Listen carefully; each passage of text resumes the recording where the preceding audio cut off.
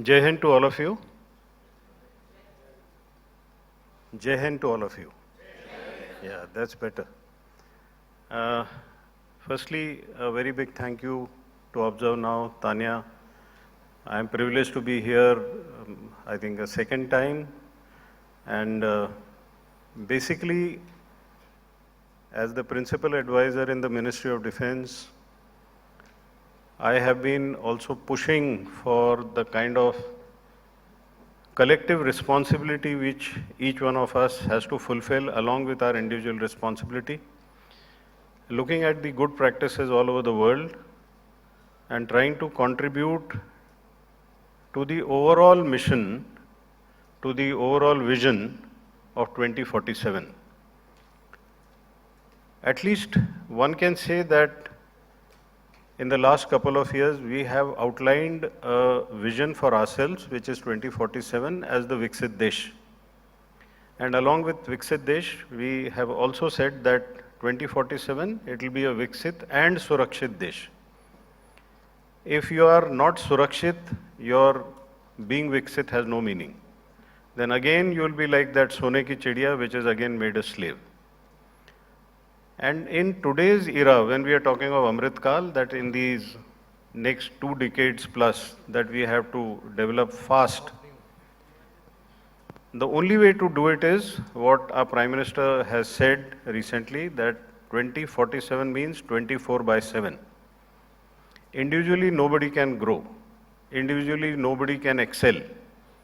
Collectively, we have to move, and each and every citizen has to contribute towards that. Yesterday, there was a huge gathering of vice chancellors, and the Prime Minister was speaking to them, and he brought out the emphasis on our youth who have to be enlightened, who have to be empowered, who have to be educated, who have to be skilled.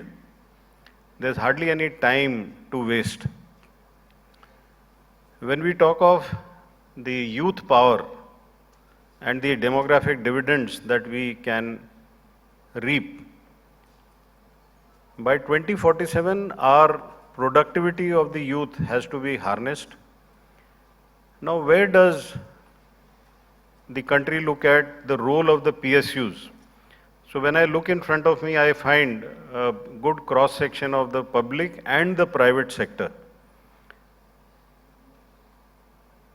Unless we again join hands together, we cannot be two silos of public sector and private sector. Even China did it in the same manner.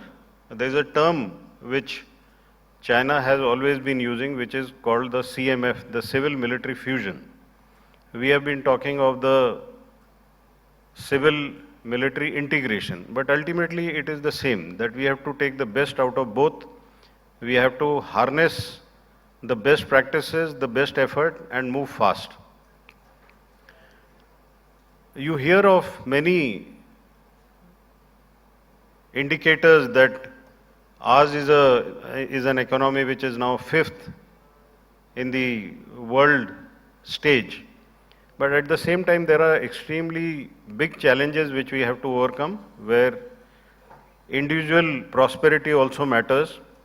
And why is it important? We as a country should not get stuck in a middle income trap by 2047. We have to compete with the likes of Luxembourg, and we have to compete with the likes of the European countries, where we should develop and each individual should get the best out of it.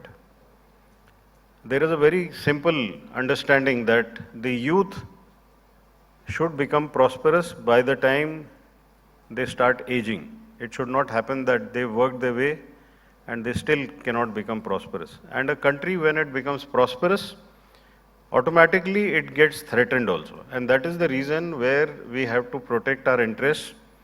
So while we look at using all the avenues that we have in terms of technology, we have to be strategically wise.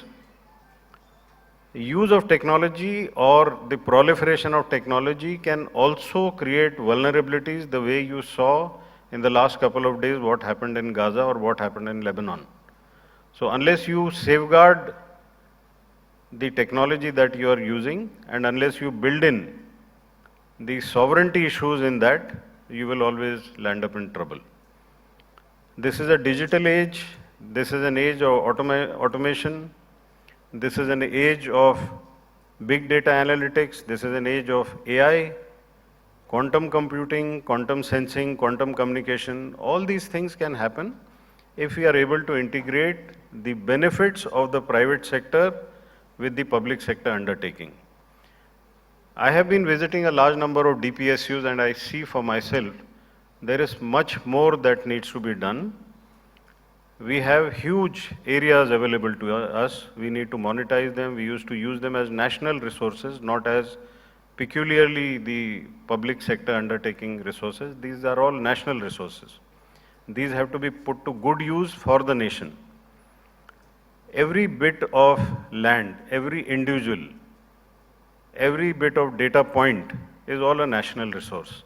And we have to put them to the best use so that in this competition, there is a huge technological gap, there is a huge economical gap, a differential between US and India, China and India. We need to minimize that at the fastest pace. I am standing here as a keynote speaker. I do not profess that I know everything. There is everything that needs to be learned from so many people who are in the hall. Unfortunately, I would not be able to stay all through the proceedings, and I will request Tanya to excuse me.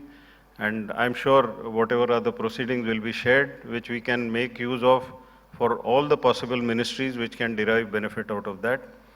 A very big thank you to ObserveNow for hosting such events and getting people to network in a place which is good ambience, comfortable conversation which takes place here.